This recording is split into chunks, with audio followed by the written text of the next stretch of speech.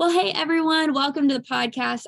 We're so glad you're here. I get to sit down or Zoom with Ben Stapley today. This is actually week one of our two-part series. Today we get to talk specifically to candidates. We're going to talk about transitioning jobs well. Next week, all of our churches, nonprofits, education staff, we're going to talk to you about transitioning staff well, how to transition staff well. So make sure to tune in next week for that. But this week, we're going to talk about all the transitions. Ben, how are you today? I'm doing great. Thank you for having me. Big fan of Vanderbloemen. Can't wait to share with your audience today. Oh, well, we're big fans of you and we're glad to have you back. I know we've done conversations with you in the past, and I think these just hit really close to home with a lot of our audience. So we're glad to have you on. Thank you so much. Let's go ahead. So you wrote a couple articles, which is where the conversation started between you and I about this with transitioning staff. I think we exchanged a few emails and you sent over this one that I just think is fascinating. Based on some of the trends you've seen in staff retention being really hard over the last couple of years, I think it's no secret to anyone.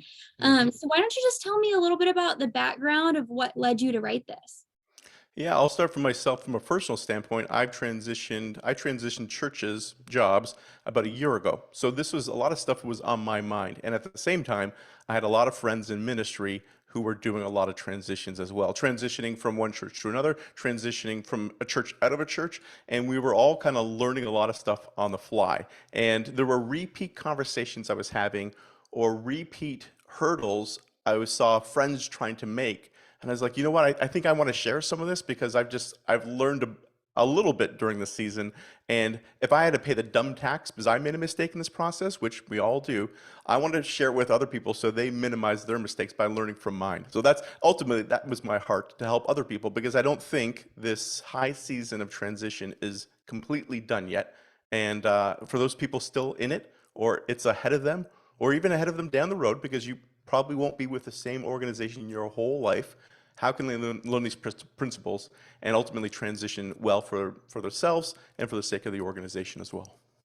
I think that's great. Go ahead and tell just our listeners a little bit of kind of your overview of the article, and then we can dive into some of the points that I thought are really useful. Yeah, so just for my background, I was in television production before I jumped into ministry. And so I have a little bit of the secular and sacred background. And then I had some friends jumping from sacred into secular professions, real estate, personal coaching, you name it. And I thought that there were a number of principles that I found were universal. It doesn't matter what job you're jumping into or from, these are just some good principles to help anyone transition. And then there were some unique ones that I saw from ministry that I've learned. I've been in 4 different churches now over 17 years, and I've learned a bunch of these that I don't think most people, they didn't teach me this in seminary. I got my MDiv, but I wasn't taught this. And my mentors didn't teach me this. I had to learn through experience. And I think some of the principles that apply uniquely to ministry are super helpful, because if not, you get blindsided and you can inadvertently get hurt. And I don't want that to be on anyone. So I think that's the way I approached it, what applies to both settings.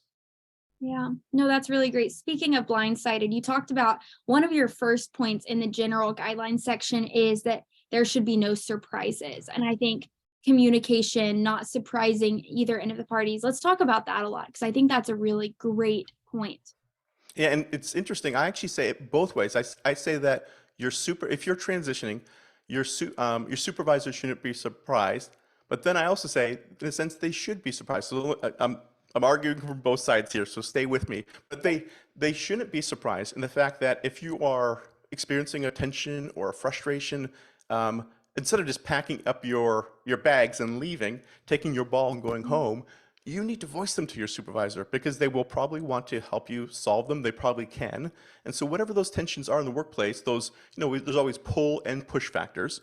Whatever those push factors are pushing you out of the organization, have you talked to them about your supervisor? You need to, to give them the opportunity to solve it. So in a sense, if you kept on coming to your supervisor and just saying, like, I feel I've hit my lid here in the organization, or I want a new challenge to satisfy my desire for growth.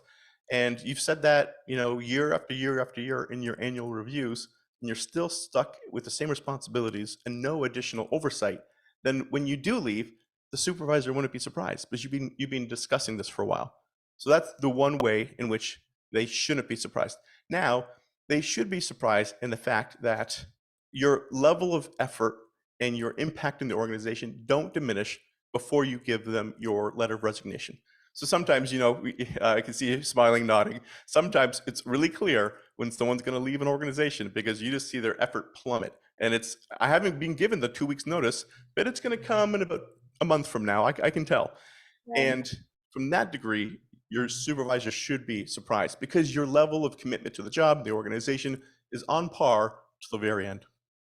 I think that's such a good point. No one wants to be the person. I mean, we've all seen it where there's that person that's kind of starts disconnecting from everyone, starts walking away. You know it's coming, but it's not there yet. And everybody's kind of bracing for impact for when it does. And that's just a tension that you don't want to be the person creating in a workplace. And Mhm. especially in a ministry workplace, I think that just has even further detrimental effects. Something you talked about in, I think it was like point number 3 of the general part, you talk about um when you start to know when it's time to leave. What are some of the signs of when you're kind of have these negative thoughts, and these are, you mentioned when it's generally negative when you think of Mhm. your workplace is when it's time to leave. Yeah, so somebody told me years ago, I picked up this principle to someone else, but they said, if a percentage, 0 to 100, 100 being the most favorable and 0 being terrible, where are you in relationship to the organization? I'm still 60% favorable. And they said, okay, tell me when you get close to 51. And I was like, why? They said, because there's a world of difference when you go from 51 to 49.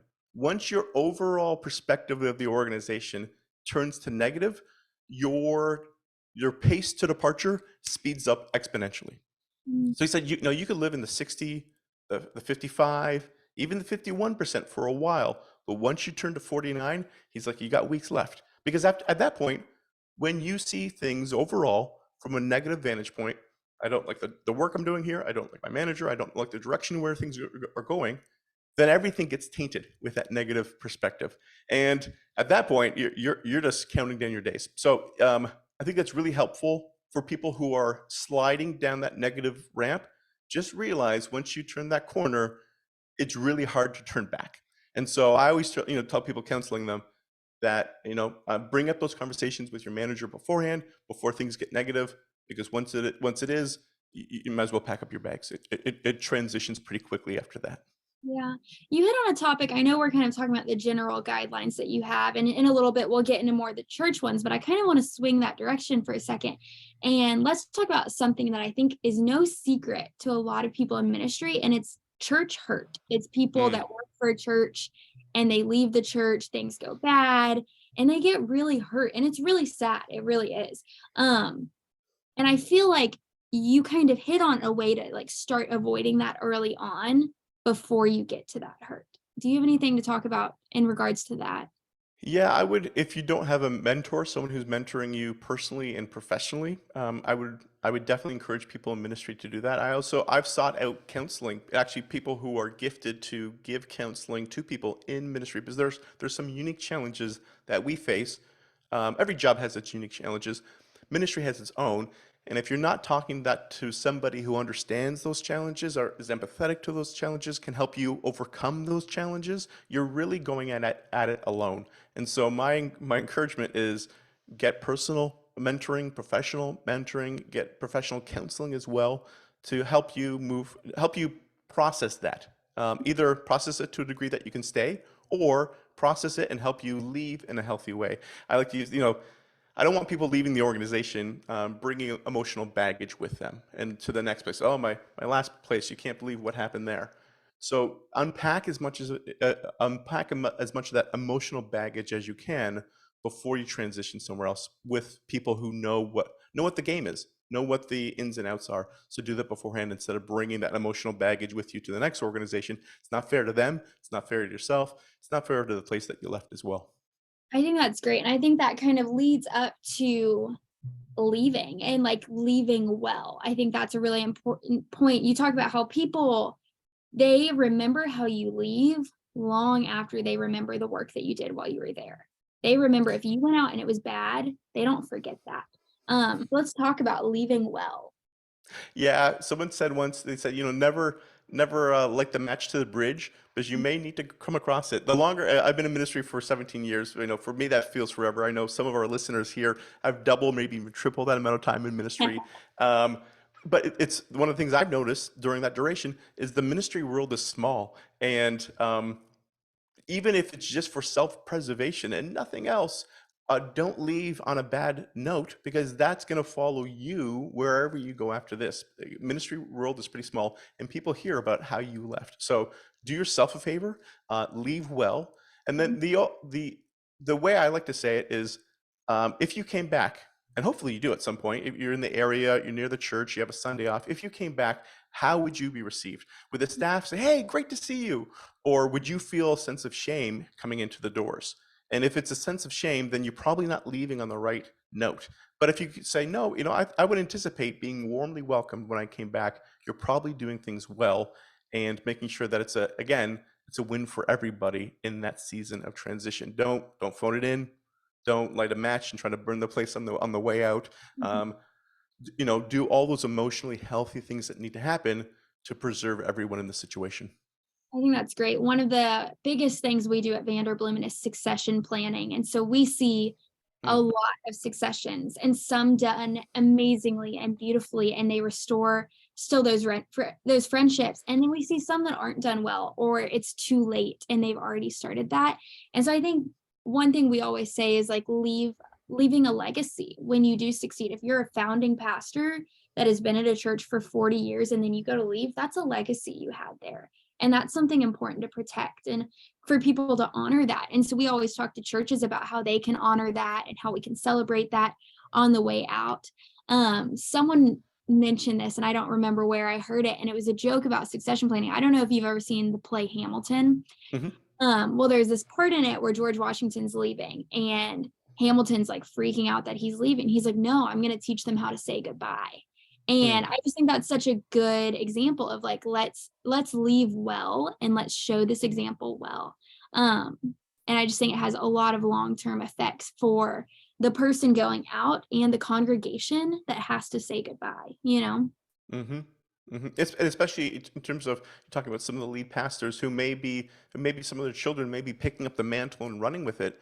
Man, Mhm. if you leave in a bad note, you're really undercutting them and their ability to regardless of who it is, but sometimes there's even family ties that you cast a rock into the pond and the ripples go beyond that. And so just realizing that for those legacy pastors to do that, to leave a legacy. You've been here, you've invested so much. Make sure you end off on a high note. Yeah. So let's transition a little bit. We already kind of have, but into more of those church specific guidelines you talk about a lot in this blog you wrote. I think one of the second ones you talk about this scope of the transition and Mm, treating it accordingly. I think this is something we see. We talk to tons of candidates and we hear people that are transitioning all the time. We ask why they're leaving. So we hear day in, day out why people are leaving, how people are leaving, if they've already left and they're looking for something. There's just a bunch of ways to do it. Let's talk about the importance of taking time to realize the transition. I think the processing you touched on earlier is so important. So in contrast to again, I'm using a dichotomy here and painting with broad brushstrokes. So I understand it's not as black and white as I set it up in terms of sacred and secular, working for the church and not. But if we're going to use that dichotomy, what I encourage people in ministry is just realize it's completely different than transitioning a different job. When you transition a typical secular job, you're changing your employment, and that's usually it. Your social circle is still the same. Your house of worship is still the same. When you leave a church job, all three of those things change at the same time. And it can be earth shattering for people if they're not aware of what a big transition it is. You're not just transitioning a job when you leave churches, you're leaving your spiritual home, and you're leaving also, oftentimes, a big part of your social network, because there are a lot of friends that you will probably identify um, and have built up at that church. Generally speaking, not everyone has friends at work, but if it's a church that you're working at, you probably do have a large degree of your friends. And when you leave, you don't take all of them with you. Oftentimes, they're still invested in their church, and you're going to become a memory over time to them. And that's newsflash for some people. And for those, it is a newsflash, is it can be heartache for them to go through it if they don't properly anticipate it and mourn it. So I've encouraged people, don't just end on Friday at one church and start at the other one on Monday. Take a week off in between and allow yourself to grieve what is ending before what is beginning. And if you don't do that, it's going to be really hard for you to emotionally invest in the new church because you're still going to be remembering the old one. No, that's really good. I think my husband and I actually talked about this recently because we moved, or he moved to the Houston area only a few months ago, and we were talking about switching churches when we went to one church for years, and we loved that church. We built relationships at that church. We had our community at that church, and then you move, and you can't compare day one at this new church to years of relationships and friendship and teaching and discipleship at another church. And we've even found that hard, not even as ministry leaders at this church, just as members. So I can't even imagine even how much harder that would be. And so I think this is really important. And I don't think I've ever heard someone say this so clearly, how important that is. Yeah, it took me, again, I pay the dumb tax on this. It probably took me transitioning into my third church where I finally realized, hey, this is a big deal. I need to spend a little bit more time on it. So I finally figured it out and hoping to help others do as well. That's great. Another point you have, it's simply protect his bride, which I think is so beautiful. And just a great thing that I think we should talk about is like how can church leaders protect his bride as they are transitioning jobs? Yeah, and I'll combine two thoughts here at once, where I would encourage people to protect their families and also protect the bride. When I say protect their families, in ministry, sometimes compensation is a dirty word, and we don't want to speak about it. And if you're asking for a raise, that's somehow ungodly. But providing for your family, if you have a family, that's a biblical mandate. God wants you to do that well. It's an expectation on you. So having that compensation conversation up front and being unashamed of it, or trying to secure the highest potential you can in terms of earnings, is not a bad thing. It's not, now it could be, but it's not inherently bad. I guess I'll say that. It could be a godly thing if you're looking to provide for your family. If you're just looking to amass earthly possessions, then obviously your heart's out of line there. But that's the first thing I would say is, protect your family. And the reason why is early in my career, I wouldn't do any negotiation. Whatever the paper was slid to me and whatever number was on there, I said, yes, I guess that's it.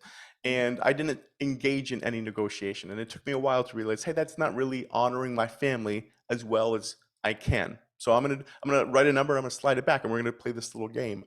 Because that's a way for me to honor my family. Something, yeah. no, just on that part that we've seen is a lot of churches don't know how to do, like, this might be insider information, but a lot of churches don't know how to do compensation well because it does feel dirty. No one wants to talk about it.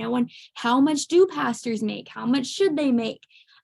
We've started doing a couple of years ago, gathering compensation reports for churches. And so we have options for if churches just want to do compensation reports with us to have an idea. We do that. We do them for our searches because it's so important, especially when trying to find good candidates. I think right now, in a time where there's a lot of candidates going on, it's really important, and very few people know how to do it well. Yeah, I really appreciate you guys providing that resource. And there's always a pendulum swing in terms of who's more in the driver's seat. Is it the employer who has more of the power or leverage in that relationship, or is it the employee? And I think we've seen, and not I think, I know we've seen that pendulum swing way over to the employee. And there's a lot of, hey, you're hard pressed to find employees. People have left the market. You have two candidates you're looking at, and the other one I know is no good. And I'm the only, they have all the leverage. Not all the leverage, they have more leverage, or maybe a balanced leverage at this point, but it's helpful. So it's helpful for both sides. And I've appreciated those salary ranges to help us in terms of a hiring staff, what is an appropriate level. And then if someone is asking for the moon, hey, we just want to show you what is out there. And so it may not be what you want, but what we're offering is actually higher than the competitive rate out there for this job in this field. And so I think that's really helpful to help both parties come to a position where they feel pleased with the relationship and they both feel, man, I'm really excited about this, instead of it becomes a win-win instead of a win-lose situation. But getting back to your original question about protecting his bride is something that is super helpful when you transition out of the church. Again, whatever emotional baggage that you have, any potential wounds that you may have endured at your previous church, just realize it's still Christ's bride. It is still the church that he came to die for. And it is, and that church, even though you may have hurt feelings by them, is still beloved by him. And so how do you protect his bride on the way out? Well, again, it's not gossip, it's not slander, and it's not taking it out on them for sure. And beyond that, it's helping you, if you have hurts, to forgive and to move on from that as well, so that you are empowered to do new ministry without this baggage along with you. So if there's anything in terms of people transitioning out of church jobs, I say remember to protect his bride. And that is for me, that's a good guardrail where that'll keep you in the lane of doing things well, if you just remember that statement right there. That's great. As we wrap up, I want to talk on one more of your points that I think you made. I think we've talked a lot to people who are switching from one job to another within ministry, but let's talk about the idea of maybe you're switching out of ministry jobs. Maybe you're no longer going to be in the church. Because I think your last point you talk about this is not everyone is called in ministry for their whole life, and it looks different in different seasons, and the Lord uses different seasons in different ways. Let's touch on that. Yeah, this is helpful because I'll say it from my vantage point. I've never felt that call upon my life that Ben, God's telling me, Ben, this is what, for the rest of your life, this is what you're going to do. It's always been seasonal. And so because of that, I've been able to approach it. But I know some other people, it's clear God's call in their life is, this is what I want you to do for your whole life. I think the tension is oftentimes we overplay that model and that template, that if you're in ministry, you're a lifer. And if you leave, you've somehow been unfaithful to God, you've rejected his call on your life, or you're a failure because you couldn't hack it or make it, or a host of other negative assumptions that may come with that. So my encouragement for people who are on the fence is to determine that. And if God's called you to ministry for your life, then figure out how you can stick in there and figure out and be faithful to that call on your life. But if he hasn't, then feel released from that and feel the freedom to explore other options or stay in it. But don't put someone else's yoke on yourself. It doesn't fit. And so realize the yoke that God's given you and carry that well. That's great. Ben, thank you so much for joining us today. I think this is going to be such a helpful conversation for so many of our listeners. For anyone listening, where can they find more of your information at? Yeah, this article and others would be found at benstapley.com/blog. So if you wanted to go there and check it out, I'd love to share that content with you guys. Great. And for anyone that is looking to potentially switching a career, at least in ministry, feel free to talk to us at Vanderbloemen. We have a whole job board on our website of wonderful churches, schools, nonprofits that we are just honored to work with. And we would love to talk about that with you. And then don't forget to join us again next week as we talk about how to transition staff well. Thank you so much for joining us, Ben. Thank you.